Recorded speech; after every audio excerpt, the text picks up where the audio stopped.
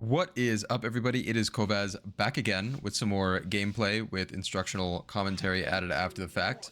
This is a run that my group and I just did this last week. It is a 28 Waycrest, and the affixes were fortified, afflicted, and raging. So as you can see, we're stealthing off to the left, and on tyrannical keys, I like to go straight into the first boss with lust, but since it is fortified, we are trying to get a high value lust with some high percentage pulls here right at the start before we go into the boss. We wanted to grab this witch a little bit earlier, but the pull still worked out really well. And one thing to really watch out for in this pull is if it's a witch that can use the etch ability, like the rune weaver that you see here, it is really important that you feign every one of them that you can when they go on you. So I just had one on me. I feign it. You can see I get another one, and you can see how much my health is rubber banding here, how much it hurts.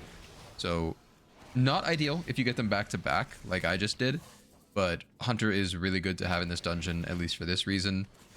There are quite a few mobs here that cast that etch, and it's pretty dangerous. So you can see like the shaman popped his wall, and even with his wall being popped, his Nature's Guardian procced as well. And right there, I could have been quicker on that feign, which is a lesson that I learned maybe a little too well going later into this dungeon. The etch has a cast to it, but then it has a channel after the cast. And if you feign towards the tail end of the cast before the channel hits, sometimes it won't cancel it. So if you want to be safe when you're canceling the etches, just make sure that you actually wait until the channel starts. So, you know, there's like a 1 second cast, and then the channel starts. That's when you want to feign. As you'll see later in the dungeon, I feign early a couple of times, and it just keeps going into me. And it is very hard to survive unless your healer is absolutely on top of it. So right here in these packs, just try to make sure that you're coordinating kicks. So like right here, I am watching one of the captains, and the reason that I want to watch the captain as a hunter is the cast that I'm looking to stop is the Spirited Defense. And if it does go off, let's say I already used my kick, he casts again and it's raging, so I can't int him. You want to just save your purge it off. It is a pretty high value kick. When he casts it, it puts a buff out on his allies and it reduces all the damage that they take. So it's one of those things where if you're not paying attention, these pulls could take twice as long. It's a really important cast. Other casts to look out for are just from the acolytes in that group.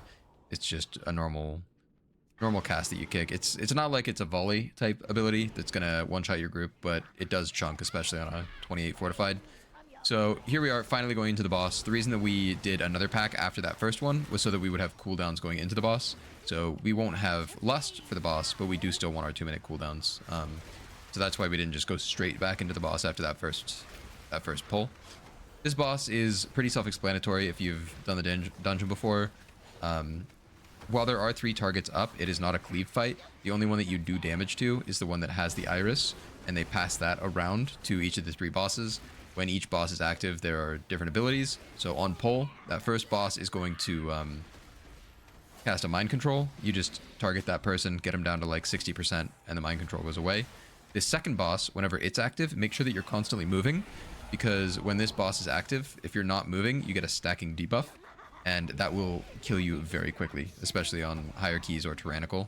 Right there you can see an afflicted went off, so we lost a lot of damage output. Not the end of the world, but it is something to look out for, especially on these weeks. And then this third boss just casts Jagged Nettles along with the Bramble Bolts that they all do.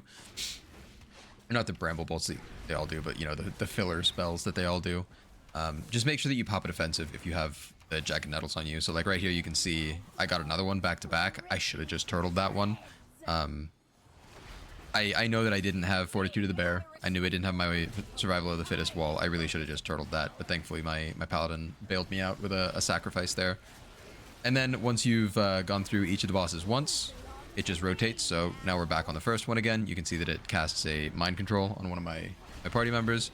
You just target them and keep on going. When you have a prot paladin in your group, you ideally want the pally to just solo kick on your main target, like the boss that's active, and then other people in the group should just be kicking the the bosses that aren't active right now. So like right now, ideally, I would be kicking bramble bolts that are going off. Definitely could be doing better. Again, we're on the second boss, second rotation. So you want to make sure that you're moving. You can see that I got up to 2 stacks on that debuff because I stopped moving for a second. That will really quickly ramp and get dangerous real quick. I did say that this is not a single target or not an AoE pull, but you can still use funnel type abilities. So while you still want to just do your single target rotation, you don't want to be doing beast cleave on that boss. You do still want to be barb shotting the other two so that you're getting more cooldown reduction on your kill command. When you have cooldowns up, or like right after you press Bestial Wrath, you'll be able to get 3 barb shots up, 1 on each, and it is a 1.5 seconds of CDR for kill command when you have 3 of those going with every tick. It's a 0.5 second per tick per target is how that works. So you can get a whole lot of it's not really funnel, but a lot more single target damage on the boss by just making sure that you tab target on your barb shots. You do still want to make sure that barb shot is up on your main target as a first priority, because it does do a chunk of damage, and it won't do damage to the secondary ones. But at least your every other barb shot, if you're getting a reset or anything like that, put it on a different target. And then here we're just going back, getting some percent. We could have pulled these at the start of the dungeon, but again, we wanted to get that first big pull with hero.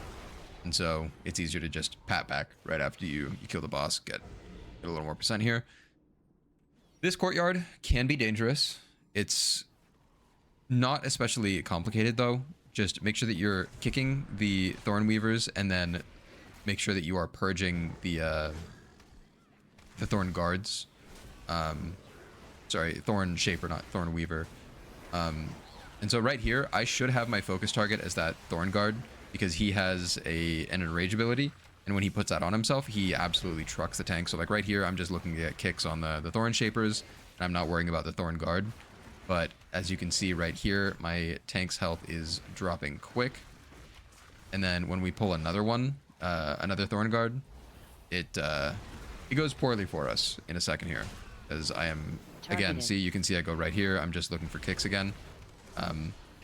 And with 2 of those Thorn Guards up, with me not using my purge to remove the enrage effect that they have, our tank is going to be in a lot of trouble here. Yep, so there he goes, because there was not a purge.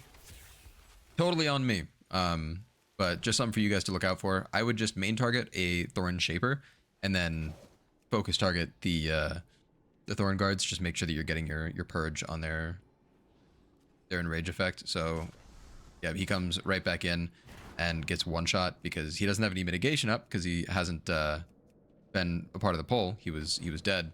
He walks right in to an enrage and dies.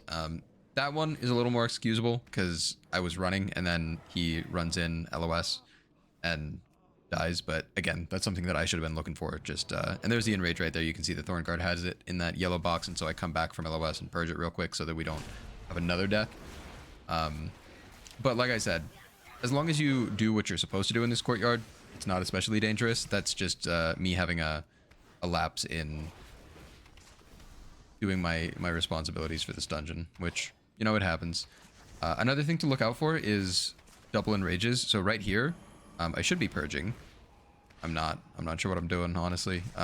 But when raging is going, and then there's also an enrage that you have to be looking out for, you can only get 1 of them per crank shot. So if you know for a fact that it's not going to be enraged for a second and it gets raging, you want to purge instantly so that your trank shot will come off cooldown for the actual application that you need to be looking out for the enrage that the mob puts on itself. This pull is not very dangerous. It's just make sure you get kicks.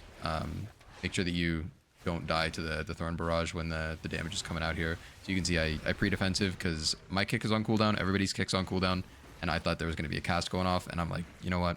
I'm just going to use my Fortitude of the Bear. It's not... Yeah, so, like, right there, healer got 1 shot, and that's what I was trying to avoid happening to me when there were no kicks up. See right here, I tab, kick. The other thing to look out for on these packs is the Uproot cast. You can see it right there. If you are very quick, you can actually dodge the Uproot. You just need to use like a disengage or something to do it reliably. And that ability only has like a 15-second cooldown. It's not the end of the world if it hits you. It doesn't do all that much damage. It's just, you know, if one of those goes off and it knocks you into the fire that's on the ground there, if one of them goes off and you also get hit by one of their casts, then you're in one-shot territory here. I think most people do this dungeon in a similar way to what we're doing right now. The polls might be slightly different, but the main idea is right here, you're just clearing as much trash as possible until your hero comes back up. And you can see ours is coming up really soon since we did trash before the first boss. And the reason that everybody does that is that this boss is really dangerous, the Soulbound Goliath. The main thing that makes it so hard is just the Soul Thorns damage and the fact that you have to sit it for a pretty extended amount of time. It used to be that on this boss, if you were a druid, you could just shapeshift, and if the thorns go on you, it doesn't do anything. Or if you were a shaman, you could ghost wolf. There were a lot of ways to cheese this, and they removed them completely. So what a lot of people have started doing actually is just bringing a PvP trinket, the medallion of the Alliance or Horde, to just get yourself out of another one, because you're going to see these do a lot of damage. So for me, as someone who's playing human, I'm always going to use my human racial on the first one when I have cooldowns rolling. Ideally, this one, since it didn't go on me, should have been bopped, because we have hero going, shaman has cooldowns going, but you can see I just swap to it, kill it as quick as possible. Whenever those are out, they are your top priority, because the person who is in that takes so much damage. It is insane, especially at these higher keys, and even more so on Tyrannical. So that's why I have a WeakAuras. You can see it counts down when thorns are coming up, so I know to swap instantly. There's no downtime. And then this one we do bop, which, you know, if we didn't use it on the first one, this is the next best time, unless he wants to bop someone and then take the boss into the fire. But ideally, you're not taking the boss into fire to remove his stacks until after thorns. So ideally, thorns go out, kill the thorns. Right when thorns are dead, pull it into fire when it's at high stacks. The reason being, if you pull it into fire, we're taking damage, and if someone is in thorns when it's in fire, they're just dead for sure. Like, you can see how much damage is coming out on the whole group here. If someone is in soul thorns when that goes out, they're instantly dead. There's no counterplay from there. And then the other reason that you don't want to do them back to back is when the thorns are out, the little like burning souls that come out of the fire, they can hit you. You can't kite. So it's just one of those things that you don't want those abilities to be overlapping at all. And ideally, if you have them available and you know that the fight is ending soon, you're going to be like pre-defensiving all of these. So you can see right there, my rogue is just pressing feint before every thorns, because feint has essentially no cooldown and you need that damage reduction.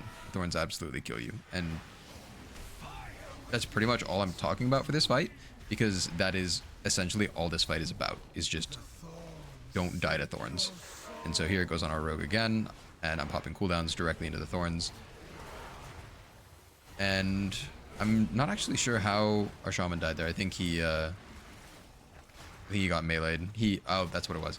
So he popped his healing, and it got aggro from the little guys that come out of the fire, and they just meleeed him and he instantly died. So like right here, you can see I pre-popped my wall on this one, and I am still almost dying, and I still take a cocoon. Like it's insane how much damage is dealt by those things. But yeah, on that previous one, my shaman was trying to keep the rogue alive, and he did a lot of healing. He got healing aggro, and then just flopped because he got meleeed. So you can see right here, I have no defensive. These are ticking for like 30% of my health every time. Just massive, massive damage, and I very barely survive here. Once we have the boss this low, we decided it's better to just kill the boss instead of kill the thorns when they next come out, because they're going to have pretty similar HP. Yeah, 3 mil versus 3.6 mil. So it's ideal to hit the boss here, but I think we just decided not to heal the shaman too, which is unfortunate. That death could have been avoided. But not a huge deal. We're going to have to get mana after that boss anyway, so tank can just res, and we just take this as a little bit of a breather. For a lot of your groups, you're going to be doing the trash that we're doing right now before you pull the boss that we just pulled, just depending on when you're using your heroism.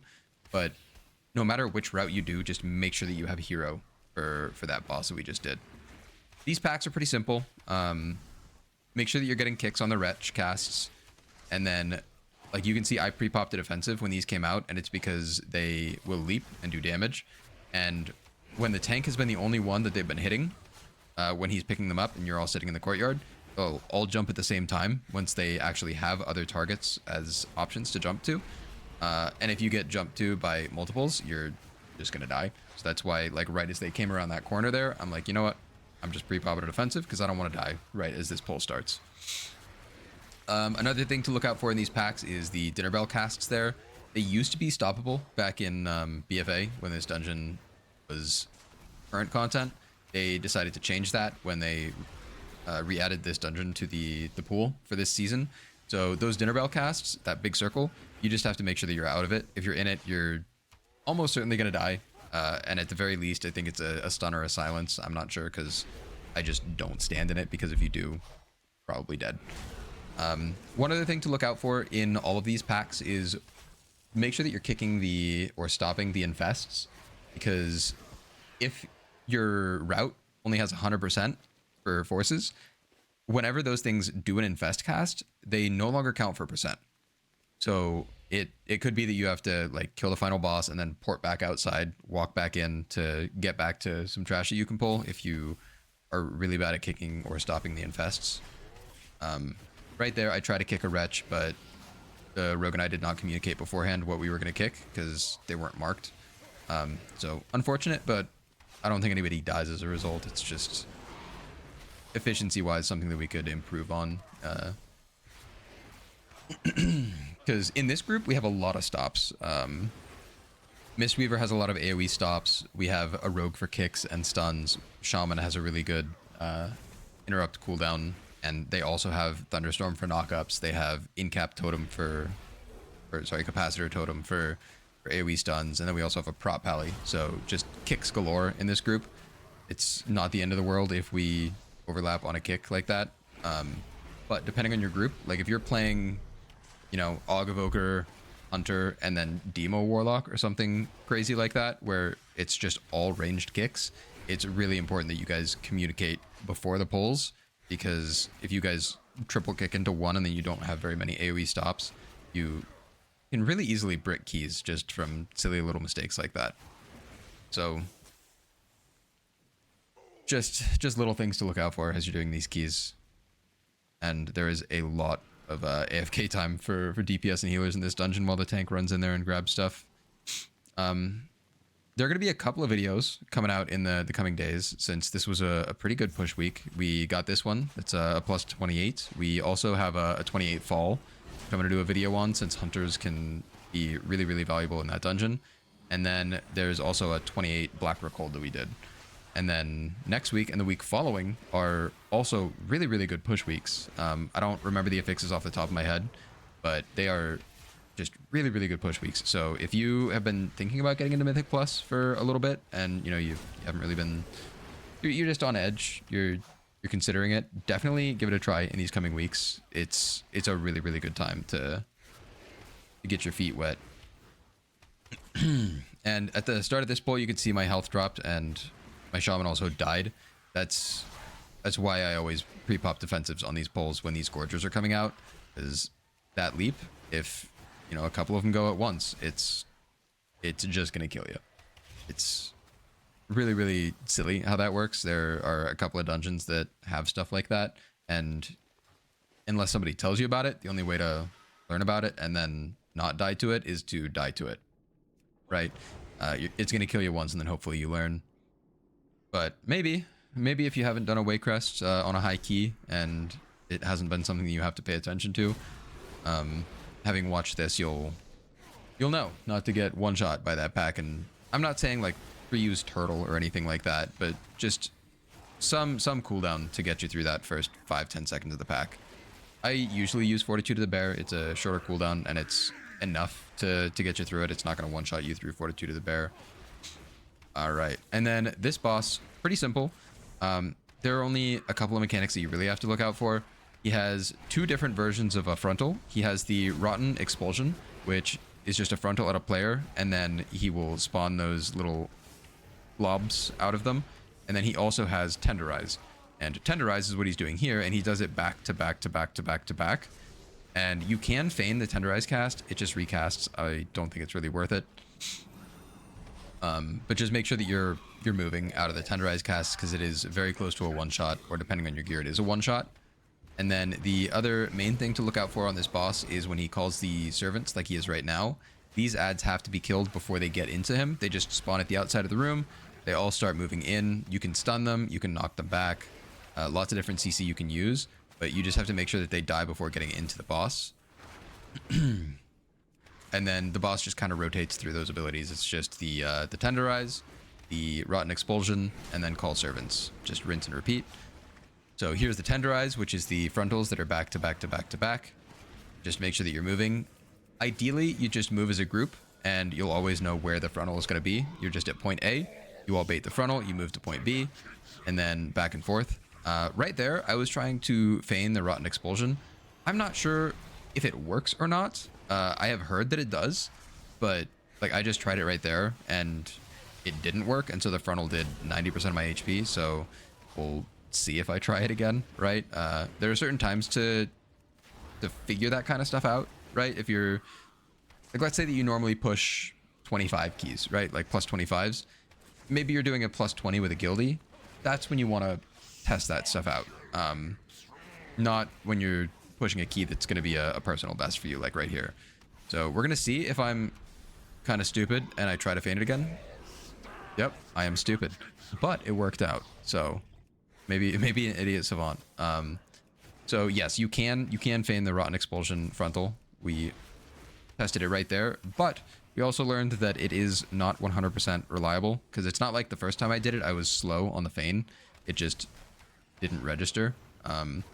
So if you are going to feign it early in the cast, and then if it's not going to work, disengage out of there, because it does a lot of damage. I was lucky to survive the first time, and like my shaman got hit, or rogue? My rogue got hit by a frontal there, and he died. We had to use a res. One last thing to note that you might notice here is you can just CC the servants with something like a frost trap out there. That one's paralyzed. They'll just chill out there. There's no soft and rage related to that. So if the boss is low and you guys are going to try to commit, then you can just choose to CC them out there. So like right here, we choose to commit, but it was a little bit late to get a frost trap since they were already in cleave range.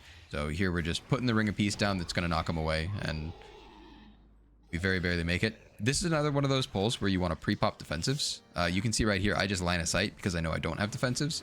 When that pull first starts, you can get spit. You can see all of them casting spit right there. If they all cast on the same target, or even just 4 of them cast on the same target, it's going to kill you. So when I didn't have a defensive there, I just line of sight. And right here, you're going to see what I was talking about earlier in the dungeon, where I was saying, at least I think it's right here, it might be later, where I feign a little too early on the etch cast. And I feign during the cast and not the channel, and it causes it to not get canceled out. Feign is really finicky sometimes, as you could see on that previous boss, where, you know, one time I feign the rotten expulsion frontal and he just cancels it, and then the other time he didn't. So like right there, I feigned right as the cast turned into the channel, and it didn't stop. So then I had to use a lot of defensives that I would ideally have saved for later. Right there, I had to use both my Fortitude of the Bear and my Exil together, and still barely survived.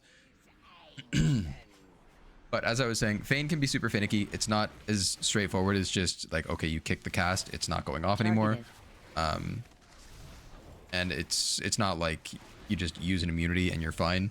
It's something that, depending on the spell cast, you have to do it at different times. It's really weird.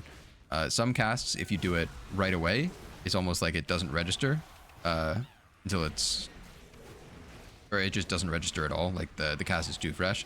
Sometimes if you do it too late, like in the last half second, it again won't have time to register. They're like, oh, this person is feigned, I gotta drop my target, and it just it just casts it anyway. Right there, it's unfortunate we weren't watching behind us. We get an extra pull. This is dangerous. Targeted. So what you got to watch out for here is the etch, since we have the witch up. really important. The spirited defense from the captain, and you have to get the volley kick from the matron. In our route, we weren't planning on doing the matron, so we wouldn't normally have to worry about this. And right here, I get etched, and I don't have my feint up, so you can see I just pop everything. Everything except for turtle. I use my 40% wall, and I use a healing potion. The reason I don't use turtle there is that turtle is actually a really, really bad defensive when things are already on you. If you use it before something hits or before something is cast, it'll stop the cast. It won't do damage to you, right? But if you use it when it's already on you, then it's just a damage reduction. So right there, you could also see I ran out of other options, so I used the turtle, even though it was just on dots, not ideal. And then I got etch cast on me again, and I feint it at the exact wrong time again, right when the cast is turning into the channel, and I almost die. Honestly, suffering is kind of a Chad for this one. I should have died 3 or 4 times over in this pull. I should have died when the 2 different etch casts didn't get canceled on me. I should have died when I ran out of cooldowns, and I had to turtle when the damage was already out on me. But he was just tunneling healing, and it was kind of insane. I wish I tabbed over to healing done for this pack, because I'm sure I would have been like top above the tank as far as healing received from soup on that one. And then here, since we got the matron that we didn't want, we're just going to do the 2 that are down below. Normally we would get the other witch that's off to the top right, but we're just trying to cut percent since we're already going to be over count now with the matron pulled. On these packs, the main things you want to look out for are just general kicks, right? But there are also volley casts that are really important to stop. And then there is a cast that's the candles cast that the soul charmer does. You can see it on the ground right now. Anyone that is in the candles, they're going to do 100% increased damage. So you can see them right there, the warding candles cast. The cast you cannot stop, but what you do need to do after the cast happens is kick the mobs and then pull them out of the candles. Because if they get casts off while they're in the candles, you can see right there, it's a lot of damage. Like a lot of damage. It should be a one-shot, frankly, if it goes off. So I'm lucky to be alive there. And then, other than that, I'm just looking for the volley casts and just stopping that every time. This boss here is kind of boring. One thing that I will say is that as a hunter, you can do a couple different things that you might not have been doing previously. They aren't necessarily a given. So one is that you can kick Lady Waycrest while she's not active. So when she's just over there casting on people and healing Lord Waycrest, you can be tab kicking. So, you know, every 24 seconds, it's not going to make or break a key usually, but whenever your kick is off cooldown, just walk over towards the wall there where she is and get a kick. And then the other thing that you can be doing is, just like on the Witch Triad boss, the first one in this dungeon, you can tab and barb shot so that you're getting extra kill command CDR. So right here you can see that I have Lady Waycrest as my focus target, and I mouse over and use my focus, or my mouse over barb shot, so that I'm getting extra funnel essentially into the main boss by just getting more and more kill command reduction. Other than that, this boss is just a target dummy. You're just doing max damage, dodging stuff on the ground. There's a healer dispel, which I think comes out right here and gets me killed. Yep. So right there, I should have seen that it was targeting me, and I should have just turtled. Honest, there were lots of different ways that I could have outplayed that, right? Yes, the timing was bad, is that it puts a slow on you. The virulent pathogen that goes out puts a slow on you, and then when you get dispelled, it leaves some goop on the ground, right? When it comes out with the swirlies, it can be hard to dodge the swirlies because you're slowed. When that's happening, easiest thing you can do, just turtle. The boss targets you. You know that it's going to be cast on you. So I could have just turtled there, knowing that I was in trouble. Or if I wanted to save my turtle for some reason, which, you know, there's no real reason to save turtle on this fight. It's not like you need it to be rotating defensives for big AoE damage that comes through like there is on the last boss. You could also just disengage it. The disengage doesn't take the dot off, but it does remove the slow. And it's also, you know, just a movement ability, so it would have gotten me out of the swirls. Lots of different ways that I could have outplayed that, but I just wasn't thinking about them at the time, and We wasted a battle res because of it, but you know, you die and you learn is how it works in World of Warcraft, at least. And then the tail end of this fight, the Lady Waycrest come down. Both of the bosses are active. A lot of people focus Lord Waycrest in this scenario because they see like that's a full health bar, right? You want to cleave off of the higher health one to be more time efficient. But Lady Waycrest actually has more health, even when Lord Waycrest is full HP right there. So target Lady Waycrest, keep your beast cleave up, make sure that you're tab targeting for your barb shots so that you're getting max CDR, and then just keep on turreting. Right here, you can see my 2-minute cooldowns are coming up. I'm heavily considering using them right here, but I'm pretty sure that if I use them right here, I'm not actually going to get an extra cast out of the dungeon, because you can see there's 5 minutes left in the dungeon. And so as long as I use this before there's 4 minutes and 20 seconds left in the dungeon, assuming we're going to be like right up next to the timer time-wise, it's not worth it to use there because it's just on 2 targets and they probably would have died during the cooldowns. I'm only getting like 70% value. Or if I use them right here, it's fortified weak. It's a plus 28. These things have a lot of health. Honestly, each one of these mobs has about as much health as the bosses had left when I could have used my cooldowns. So as far as overall time goes in the dungeon, it's higher value to use them here.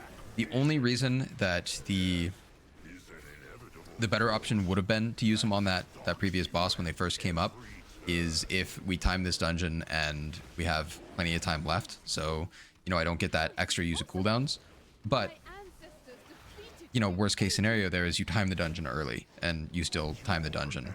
So right here, I'm planning for worst case scenario where we need to be using our cooldowns as efficiently as possible when it comes to how quickly you can get the dungeon done. So 2 different options, but we'll see, right? And you can see I did still use them before 4 minutes and 20 seconds left, which means we will get that extra use if it comes down to the wire. This boss, a couple of things to talk about. He summons ads pretty consistently. You want to main target the boss. Every time one of these ads dies, you want to use your extra action button that you get from walking over the little files that get put on the ground. You want to use that to prevent him from resurrecting these little ads, which is pretty simple. So you can see I walk over right here. Now my extra action button is active. And then when this ad dies, you're going to see I just use my extra action button, throw it on the ad, and then that one won't respawn. This isn't a respawn. This is just the boss summoning one. When you get the respawns, you're going to have 2 or 3 of these active at the same time, at which point you really need to do some focused cleave. A couple other things to look out for. The ads have a cast that needs to get stunned. It's not interruptible by traditional kicks. It's this death lens right here. You can see it going off, and you just need to stop it. It can be knocked up. It can be knocked back. It can be stunned. Plenty of different ways to stop it. And right there, you can see the channel starts, but we just knock them up after, and it's totally fine. Right here, I'm waiting for the second one to die before I toss the thing on there, which is totally fine to do. One file will get both of the ads. You don't need to have 1 file per ad. So I just saw that 2 ads were going to die back to back, and instead of tossing a file, running and grabbing the other one, tossing a second one, I'm just using the one. Other than that, the only things that you have to watch out for is don't let the boss's cast go off, the darkened lightning, and then make sure that if you're not full health when he does his big Dread Essence cast right here, you can see how much damage it does. That's big, and that was through my 40% wall. So if you don't have anything and you have almost 1 million HP, as I do, it'll do probably 80% of your health. So really, really big hit. And if a cast went off before that, so you're not full health, or maybe an ad jumped on you, you're not full health, and that goes off, it's just going to kill you. So make sure that you're aware of how you can rotate your cooldowns. So like for me right here, I can see that I'm not full health, and I go down to 9% HP. I was cutting it really close. If I had taken any more damage, I would have used my healing potion there. But since I had kind of limit tested a little bit earlier on this boss, I already knew that that wasn't going to kill me. A really, really good way for you to limit test as a hunter for these kind of bosses, where it's like, okay, is this going to one-shot me on this difficulty? I haven't done, you know, a Waycrest 28 before. I don't know from experience if that's going to one-shot me or not. Use your Fortitude of the Bear, because that one is super simple as far as the mental math goes. It's, okay, I have 1 million HP. it's going to give me 200k HP. I'm going to use it. If after the hit I have less than 200k HP, then I need to have a defensive for every one of those, because if I just take it natty, I'm going to die.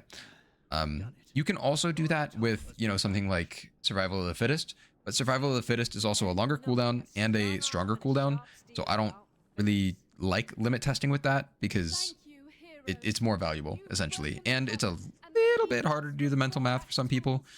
If you're just looking at the 40% wall, okay, what HP do I need to be, right? Just make it simple on yourself. Use your Fortitude of the Bear and just look at the number, because you have more things to worry about when you're doing a key than mental math of, am I going to survive this? But yeah, overall, pretty clean. There are a couple of different things that we learned throughout the course of this dungeon.